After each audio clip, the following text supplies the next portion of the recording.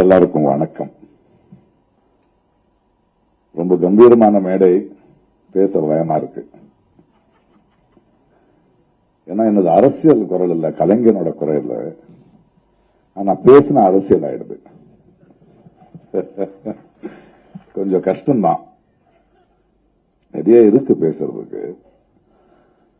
இந்த மேடையில நான் இருக்கேன், திருச்சி சிவாங்கிற ஒரு நண்பர்ங்கிற காரணத்துக்கு இல்ல, அது ஒரு குரல்.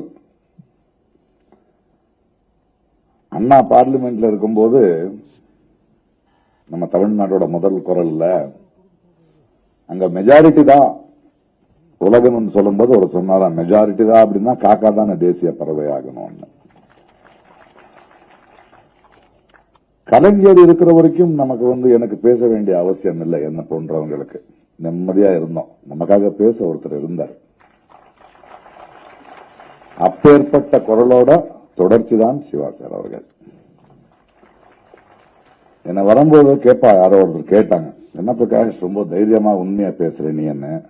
நான் சொன்ன, தைரியமா பேச, உண்மை சொல்றதுக்கு தைரியம் அதுக்கு, பொய் சொல்றதுக்கு தானே தைரியம் இருக்கணும். நம்ம ஊர்ல ஒரு பஸ்ல ஒரு போர்டு போடுவோம், திருடங்க இருக்காங்க ஜாகிரதை என்ன, அதுதான் நம்ம எல்லாம் போடுறோம். ஆனா திருடனுக்கு வலிக்குது இல்லையா? இங்க இருக்கிற எல்லா குரல்களும் நான் அந்த மாதிரி போர்டு போடுறோம். என்னுடைய மொழியை திருடாத, என்னுடைய அடையாளமான என்னுடைய தனித்துவத்தை திருடாத, என்னை காத்துட்டு இருக்கிற என் மாநிலத்தை திருடாதன்னு. அந்த திருடனுக்கு வலிக்குது, வலிக்கட்டும், பரவாயில்ல.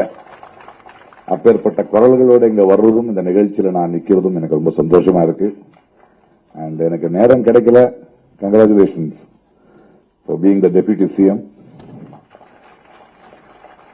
நம்ம கிட்ட ஒரு டெபியூட்டி சிஎம் இருக்காரு, சமத்துவத்தை பத்தி பேசுறாரு. இன்னொருத்தர் இருக்காரு, அவரும் சகாரத்துல ஒண்ணு பேசுறாரு. நாங்க எல்லாம் சமத்துவத்தோட இருக்கோம். Okay, thank you.